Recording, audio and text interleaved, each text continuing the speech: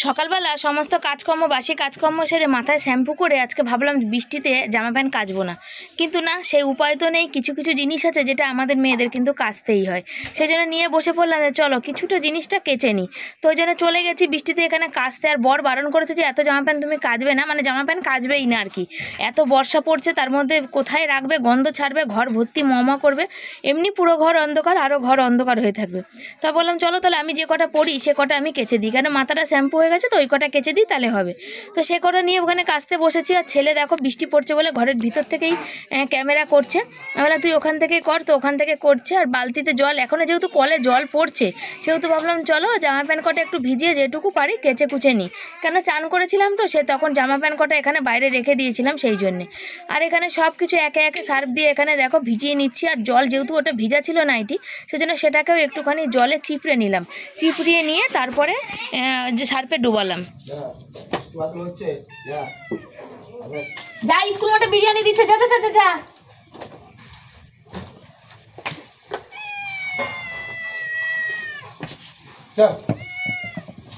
এখানে বিড়াল, আমি জামা প্যান্ট কাচতে এসেছি তো বিড়াল কি করছে বলো তো, ম্যা ম্যা মেয়া মেয়া করেই যাচ্ছে, ভাবছে মনে হয় আমি মাছ ধুতে এসেছি। সেই জন্য দেখো এখানে আমি আবার ওকে বললাম যে যা, আমাদের যে পাশে স্কুলে যে ওখানে প্রোগ্রাম হয়েছিল বিরিয়ানি দিয়েছিল, বললাম যা স্কুলে চলে যা বিরিয়ানি খেয়ে আয়। তো সেটাই বলছিলাম, আরও সব ছিল এখানে, ওই নিয়েই হাসাহাসি চলছিল। তো সবাই ঘরের মধ্যেই আছে, আজকে ঘর থেকে বাইরে মোটামুটি কেউ বেরোয়নি, কেন এত বৃষ্টি, রাত্রিবেলা 3:30 নাগাদ থেকে বৃষ্টিটা শুরু হয়েছে। আর বড় তো বৃষ্টি হয়ে যাচ্ছে। আজকে তো ভাবলাম বরের কাজ হবে না, তারপর দেখা গেলো যে বরের আজকে কাজটা হয়েছে তোমাদের আশীর্বাদে। এই সপ্তাহ আমার বরের কাজটা খুব খুব দরকার ছিল, কেন এই ঘর সব কিছু মিলিয়ে মিশে মাসের শেষ, ঘর ভাড়াটারা সব কিছু আছে তো সেই কারণে।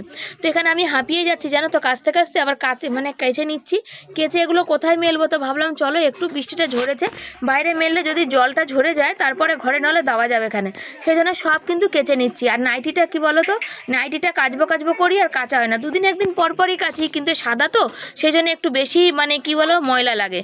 হ্যাঁ, আর ওই যে ওড়না দেখতে পাচ্ছ, ওড়নাটাও কিন্তু আমি সাদা, ওটাকে আলাদা করে রাখলাম, কেন ধূপ করে যদি কোনো কিছু রং লেগে যায় তাহলে কিন্তু সেটা আবার আর এক ক্ষতিকারক, কেন সেটা আর উঠবেই না। আর আমার ওড়না আর একটাও নেই, এই সাদা ওড়না একটাই রয়েছে যেটা আমি সচরাচর ব্যবহার করে থাকি, কেন আমার অনেক জামা কাপড় নেই তোমরা জানো, অল্পটুকুনি যেটুকু আছে সেটুকু ব্যবহার করার চেষ্টা করি। তো এগুলো মোটামুটি কেচে নিয়েছি, আর জল পড়ে যাচ্ছে, ধুপ ধুয়ে নিচ্ছি। তবে একটা জিনিস হয়েছে, আজকে জামা প্যান্ট কাচতে কাচতে জল চলে গেছে আজকে, কি জানি কেন 9টা বাজতে না বাজতে কিন্তু জল চলে গেছে আজকে। তো কি করা যাবে, গামলা খালি অল্প একটু জল থেকে গেছিলো, ছেলে চান করার খুব অসুবিধা হয়ে পড়েছিল।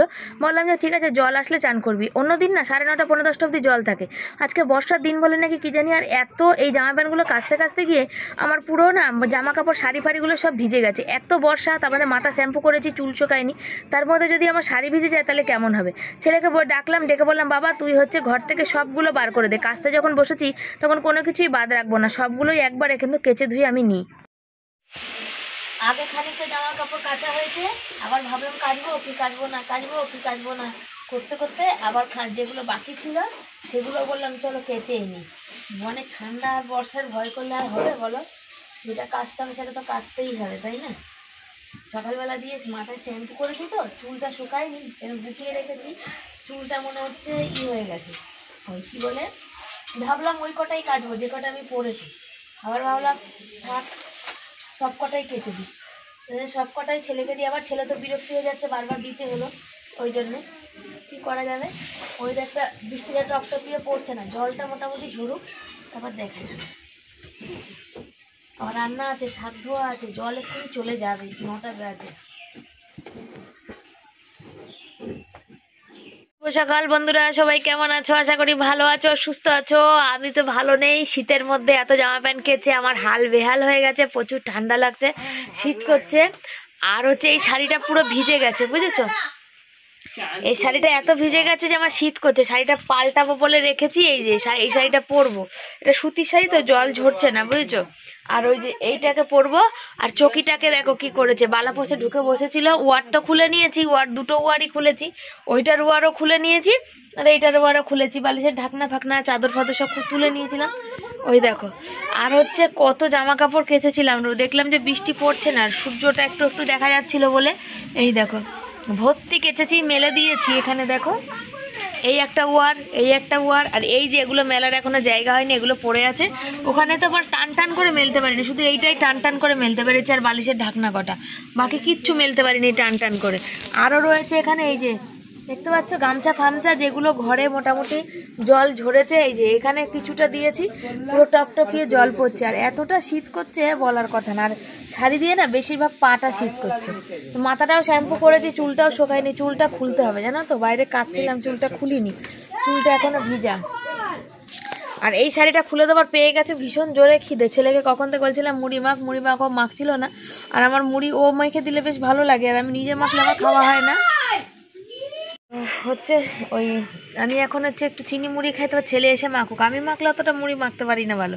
তবে আজকে টমেটো ফমেটো দিয়ে মুড়ি মাখবো ভেবেছিলাম, কিন্তু বটি ফটিগুলো ধোয়া হয়নি, নিরামিষের দিন তো ওই কারণে পড়ে রয়েছে। ছেলে বলছে বটি ধোবে না, তো গামলায় জল নেই জানো তো, জল চলে গেছে, অল্প জল পড়েছিল, আর বালতির জল, ওই দুটো জল দিয়ে ছেলে চান করবে। তো পরে কথা বলি, হ্যাঁ তোমরা সাথে থাকো, এখন আর বলা যাবে না, পরে আসছি। সকাল থেকে বৃষ্টি বল শীত করছে,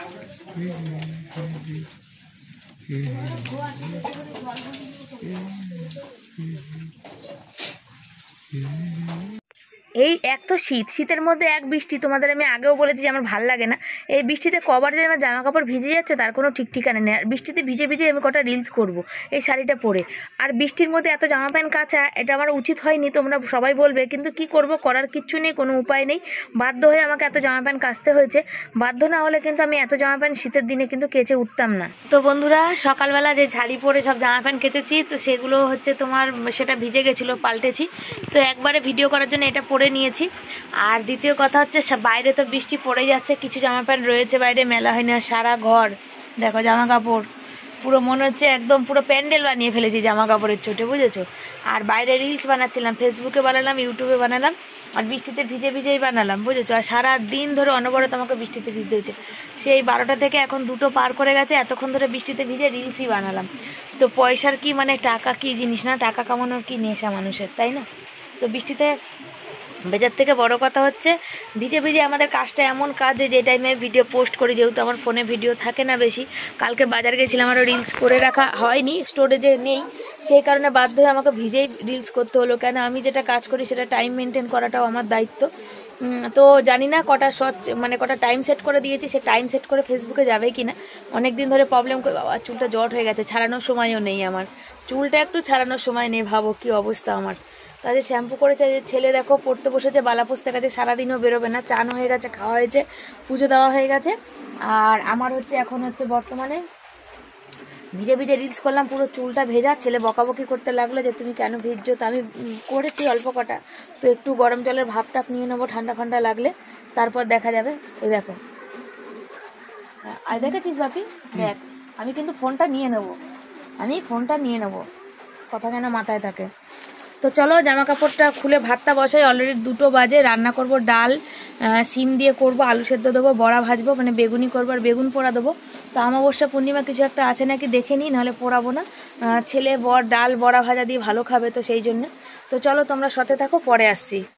অশান্তির শেষ নেই, জামা কাপড়গুলো কেচেছি, ভাবলাম যে এখন বৃষ্টি পড়ছে না, চলো ঠিক আছে, তারপর দেখছি না, আমার কিন্তু ঘরে অনবরত লাইট জ্বলছে, বৃষ্টি বাইরে পড়ে যাচ্ছে, সব জামা কাপড় নিয়ে এসে আবার দ্বিতীয়বার সব বেড়ায় টেরায় সব জায়গায় আবার মানে ধুয়ে কেচে, মানে বৃষ্টির জল পড়েছে তো আবার দ্বিতীয়বার আমি ধুয়ে আবার আমাকে মেলতে হলো, চিপড়ে চিপড়ে ঘরে বেড়ায় টেরায় দিয়ে দিয়েছি। আর এখানে দেখো আলুগুলো দেখতে পাচ্ছ, আলুগুলো সেদ্ধ দিয়ে দেবো, এখানে ভাত বসিয়েছি, একদম গরম গরম, 2টো পার করে গেছে। আজকে অনেকগুলো রিলস বানালাম জানো তো, মনের সুখে অনেকগুলো ভিডিও বানালাম ফেসবুকে। আর এখানে দেখো এই যে ভাতের মধ্যে আলু দিয়ে দিলাম, এবার ডালটা বসিয়েছিলাম সেদ্ধ করতে হয়েছে, সিমটা এর মধ্যে কেটে রাখা আছে, সিমটা তুলে দেবো, আজকে সিম দিয়ে ধনেপাতা দিয়ে ডাল করব। আর করব হচ্ছে আলু সেদ্ধ, আর একটু বেগুন পোড়া, ওই যে তেল হাতে নিচ্ছি, একটু বেগুনটা দেখতে পাচ্ছ অল্প করে, কেন বর খেতে চায় না একদম, ছেলে আর আমি খাবো, সেই জন্য বেগুন পোড়া, টমেটো সেদ্ধ, আর হচ্ছে ফুলকপি ধনেপাতা আর বেগুনের এই হচ্ছে বড়া হবে। হাতের মধ্যে তেল লেগেছিলো, কি করা যাবে, সে তেলটা একটু গায়ের মধ্যে চিপকে নিলাম। আমি সচরাচর তেল লাগাই না, অনেকেরই হচ্ছে তেল না লাগালে ভালো লাগে না, কিন্তু আমাদের আমাদের হচ্ছে আমার আবার তেল মানে কি বলো তো দরকার পড়ে না, আমার স্কিনে তেলের দরকার পড়ে না, বুঝতে পেরেছো? তো এই দেখো ফুলকপি কাটছি, তারপরে কাটবো হচ্ছে বেগুন, না বেগুনটা কেটে নিয়েছি গো, ফুলকপি কেটে নিচ্ছি। ফুলকপি কেটে দেখো ধনেপাতা নেবো কয়েকটা, ধনেপাতাটা রাখবো যদি বেসন বেঁচে যায় তাহলে কিন্তু মানে ধনেপাতার বড়া করবো, নাহলে করবো না, ফুলকপি আর বেগুনেরই থাকবে, বুঝেছো? আর এই দেখো বেগুন, ও তখন তুললাম বেগুনগুলো, ভুলে গেছি, সরি সরি সরি, কিছু মনে করো না, তখন তুললাম বেগুনগুলো কেটে রেখেছিলাম। এখন তুলছি হচ্ছে সিমগুলো কাটছি, গোটা গোটাই রাখবো, যেগুলো খুব বড় আছে সেগুলোই 2 টুকরো করে দেবো। আর একটা জিনিস কি বলো তো, আগে না প্রচুর চাল বেটে বড়া খাওয়া হতো, এখন হাতের কন্ডিশন আমার ভালো না, আমি বাটাবাটি বা বেশি ঘষা মাজা বা কাপড় জামা কাচা করতে পারি না, কিন্তু উপায় নেই, কিছু করা যাবে না, সেই সামর্থ্য নেই যে ওয়াশিং মেশিন আমাদের মতন ঘরে আসবে। তো সেই জন্যে দেখো এই মানে হাতেই সব করতে হয়, তো এখন আর চালটা বাটি না। আর তোমরা দেখেছো যারা এপি ব্লগের বন্ধু আছো তারা অনেকেই দেখেছো যে এপি আমার মতনই কিন্তু যারা কিন্তু এরকম থাকে ভাড়া বাড়ি, তারা কিন্তু এই ঘরের ভিতরেই তাদের কিন্তু জীবন। এপি ব্লগ দেখেছো তো, এখন ওই ঘরে যা করে ঘরের ভিতরটুকুনি তোমাদের দেখায়, আর ওরা যদি বাইরে বেরোয় হোটেল ফোটেলে খায় তখন হচ্ছে ওইটা তোমাদের সাথে শেয়ার করে। তবে আমরা তো হোটেল ফোটেলে খাই না, তার জন্য হোটেল ফোটেল শেয়ার করতে পারি না। তবে তোমরা যে অনেকেই কমেন্ট করো যে নতুন দিদিভাইরা, যে তোমার আমি নতুন সাবস্ক্রাইবার, তো কালকেই কমেন্ট এসছে যে তো আমি নতুন সাবস্ক্রাইবার, তোমার ভিডিও আমার খুব ভালো লাগে, এইগুলো আমার না অনেকটা পাওনা, অনেকটা মানে গভীর মানে পাওয়া আমার জীবনে। হ্যাঁ, ভালো লাগাটা ভালোবাসাটা আমি সেমনভাবে জীবনে কোনো দিন পাইনি, তো তোমরা যখন এতটা ভালোবাসো তখন আমার মনে হয় যে মানে চলো আমার জীবনটা ধন্য ধন্য। রিয়া আছে, তারপর ইন্দ্রজিৎ ভাই আছে, নতুন নতুন যাদের পেয়েছি, পুরানো দাদাভাইরা যারা আছে, তারপর ভালো দাদা ভাই আছে, ভালো দাদা ভাইয়ের নাম আমি ভালো দাদা ভাই দিয়েছি, বুঝেছো? সে এতটাই ভালো যে তার মানে বলার মানে কোনো ভাষা নেই, তার কাছে যতটাই বলা যায় ততটাই কিন্তু কম। ভালো দাদা ভাই মানে নিঃশব্দে ভালো মানুষ যাকে বলে, যে কোনো সময় কোনো আমার ভিডিওর উপর কমেন্ট নেয়া, তারপরে কোনো কিছু না, সে এতটাই ভালো মানুষ, যুগে যুগে ভগবান তার 100 বছরের উপরে আয়ু করুক, যেন সে সবসময় এরমই থাকে, এই প্রার্থনা করি, তার পরিবার ভালো থাকে, কারণ এরকম ভালো মানুষরা আছে বলে আমাদের মতো মানুষরা আছে। এই যে রিয়া আমার হচ্ছে দেখো রক্তের সম্পর্ক না কিছু না, আমি ইউটিউব থেকে পেয়েছি, এতটা ভালোবাসে যে দিদিভাই দ্বারাকে এই প্ল্যাটফর্মে কত কত ভিডিও আমার শেয়ার করে, সেখানে এই যে এই করাগুলো, তার যে এত ব্যস্ত সময়ের মধ্যে দিয়ে আমাকে যে এতটা সময়, আমি যতক্ষণ লাইভ করি সে লাইভে সময় দেওয়া, তার নিজের শরীর খারাপ, এগুলো এই ইন্দ্রজিৎ ভাই অফিসে বসে থাকে, অফিসে বসে আমার লাইভে সময় দেয়তে আমার চ্যানেলের রিচগুলো ওঠে, এগুলো কি কম পাও না বলো? সব কিছুই কি টাকা পয়সা দিয়ে হিসাব বা বিচার হয় না? আর এখানে দেখো বরের কাজের ওখান থেকে দিয়েছিল একটু লুচি আর মাংস, তো এই ছেলে খাচ্ছে, বললো মা মাংসটা খাওয়া যাবে না, এত নুন আর কোনো টেস্ট নেই, তুমি এটা কালকে একটুখানি করে দিও, আজকে তো করবে না, এটা রেখে দিচ্ছি, শীতকাল নষ্ট হবে না, এটাকে কালকে কষা কষা বানিয়ে দিও। তবে লুচিগুলো খেলো। তারপর আমি বসলাম, একদম ভাত নামিয়ে নিয়েছি আর একদম ডাল ফোড়ন দিতে বসে পড়েছি, জানো তো? তোমরা বলবে যে হ্যাঁ তুমি কেন সবার কথা বলো, দেখো আমি অকৃতজ্ঞ না, বেঈমানও না, আমি ভগবানের কাছে প্রার্থনা করি আমার সমস্ত বন্ধুরাই ভালো থাকুক, কিন্তু তার মধ্যে হয় যে হ্যাঁ, যে আমার ভিডিও দেখছো সেও আমার বন্ধু, যে আমার ভিডিও দেখছো না বা যে আমার উপকার করছো সেও আমার বন্ধু, যে আমার ভিডিও দেখছো সেও আমার বন্ধু। কিন্তু ওই যে এই যে ভালো দাদাভাই, আজকে হয়তো তারা ভালো দাদাভাই আছে বা এই ভিডিওর মাধ্যমে আমি পেয়েছি, তার জন্য কিন্তু আমরা আছি, আমাদের মতো মানুষরা আছে, কিন্তু এটা হচ্ছে সবথেকে বড় কথা। এই যে অসংখ্য টাইম, অনেকটা টাইম রিয়া আমাকে দেয়, অনেকটা টাইম দেয়, যাতে ওর শরীরের কিন্তু কি বলতো, যখন ওর রেস্টের দরকার, ওর ঘাড় ব্যথা করে, পিঠ ব্যথা করে, কিন্তু তাও না দিদিভাই দাঁড়াবে, ও লাইভে এসে যে কন্টিনিউ বসে কমেন্ট করা, এটাও তো একটা কষ্টের ব্যাপার বলো। আর এখানে দেখো আমি এখানে বেগুন মাখছি, আলু মাখছি, আর এখানে বর মাখছে হচ্ছে টমেটো। আমি বললাম তুমি টমেটো মাখো কেন, বরের পেয়ে গেছে খিদে, বুঝেছো তো, সেই জন্য বড়া ভাজা হয়ে গেছে, ভাত ওখানে জুড়া দিয়ে দিয়েছি, বুঝেছো? আর আশা ভগবানের কাছে প্রার্থনা করবো আমার সমস্ত বন্ধুরাই ভালো থাকুক, তারা সুস্থ থাকুক, ভালো থাকুক, তাহলে তো আমার ভিডিওগুলো দেখতে পাবে, তাই না? আর ভালো দাদাভাইয়ের পরিবার যেন মানে খুব খুব খুব ভালো থাকে, এই আমি ভগবানের কাছে প্রার্থনা করি। আজকের মানে কি বলবো, ভালো দাদাভাইয়ের মতো মানুষকে পেয়ে আমাদের জীবনে ধন্য, ভালো দাদাভাইয়ের মতো মানুষ পেয়েছি বলে আমার ছেলেটার পড়াশোনা হচ্ছে, সেই কারণেই অনেকেই বলে অনেক কিছু করব, কিন্তু কেউ কিছু করে না, কিন্তু ভালো দাদাভাই নিঃস্বার্থে আমাদের জন্য অনেক উপকার করে। বন্ধুরা দেখেছো তো কি রান্না বান্না হয়েছে আজকে আমাদের, এখানে হয়েছে গরম গরম ভাত, এখানে ধনেপাতা, ফুলকপি, বেগুনি সব কিছু হয়েছে এখানে একদম গরম গরম, এখানে সিম দিয়ে ধনেপাতা দিয়ে ডাল হয়েছে, এখানে হচ্ছে টমেটো সেদ্ধ মানে মাখা হয়েছে, আর এখানে বেগুন পোড়াটা অল্প করে হয়েছে আমার আর ছেলের, আর এখানে কাঁচা লঙ্কা দিয়ে আলু মাখা হয়েছে, আর গরম গরম একদম ধোয়া ওটা ভাত। তো কাদের কাদের পছন্দ তারা তারা কিন্তু অবশ্যই আমাদের বাড়ি চলে আসো খেতে, বুঝতে পেরেছো? আর তার সাথে গন্ধরাজ লেবু আছে, তোমরা যদি খাও চলে আসো। শুভ সন্ধ্যা সবাইকে, সবাই কেমন আছো?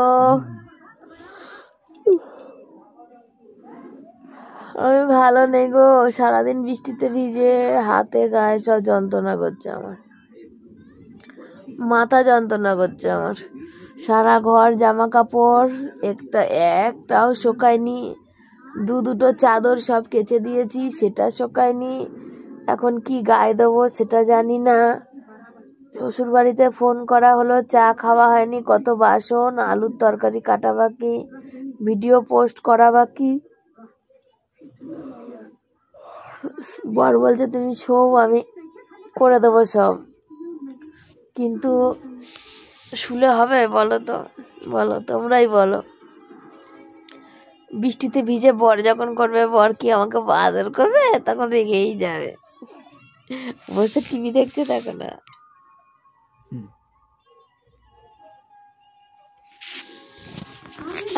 যা ক্যামেরাটা হাতে নিতে পারছি না, হাত ব্যথা করছে বুঝছো।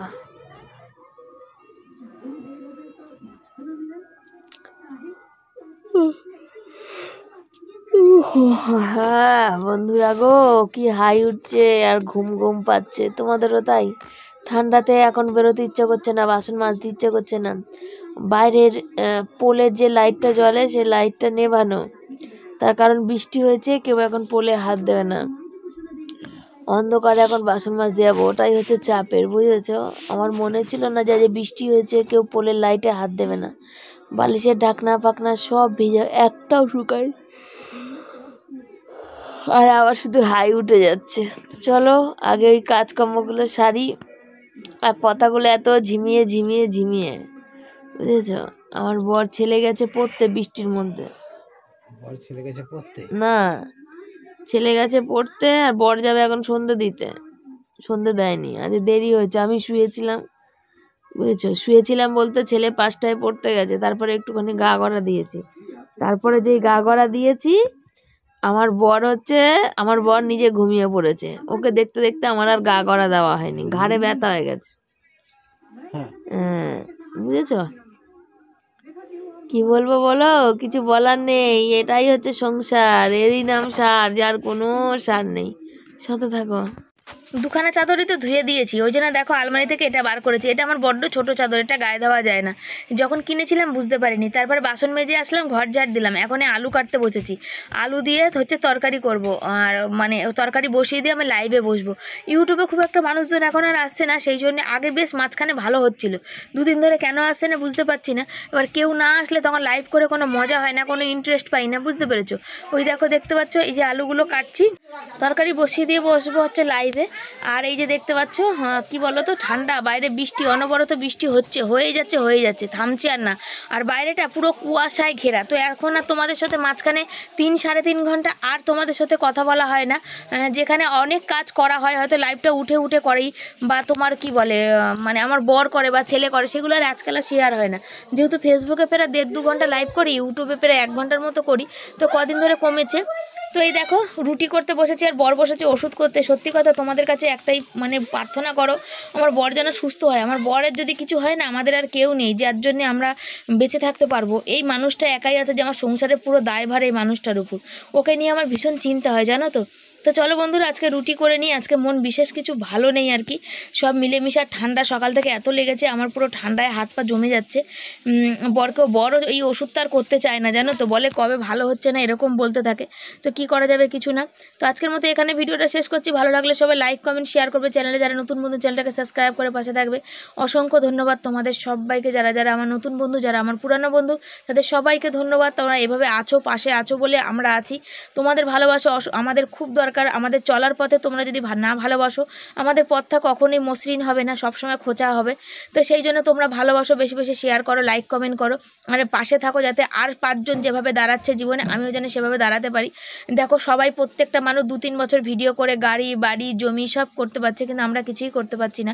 জানি যে এই বন্ধ ঘরের মধ্যে ভিডিওটুকুনি তোমাদের হয়তো ভালো লাগে না, কিন্তু কিচ্ছু করার নেই, আমার কোনো উপায় নেই, আমার একদম হাত পা বাঁধা। সেই জন্য এর বাইরে কিছু করতে পারি না, কোথাও ঘুরতে যেতে পারি না, কোথাও ঘুরতে যাই না। তাহলে শেয়ারটা কি করবো বলো তোমাদের সাথে? তবু তোমরা এত ভালোবাসছো, এই জন্য অসংখ্য ধন্যবাদ।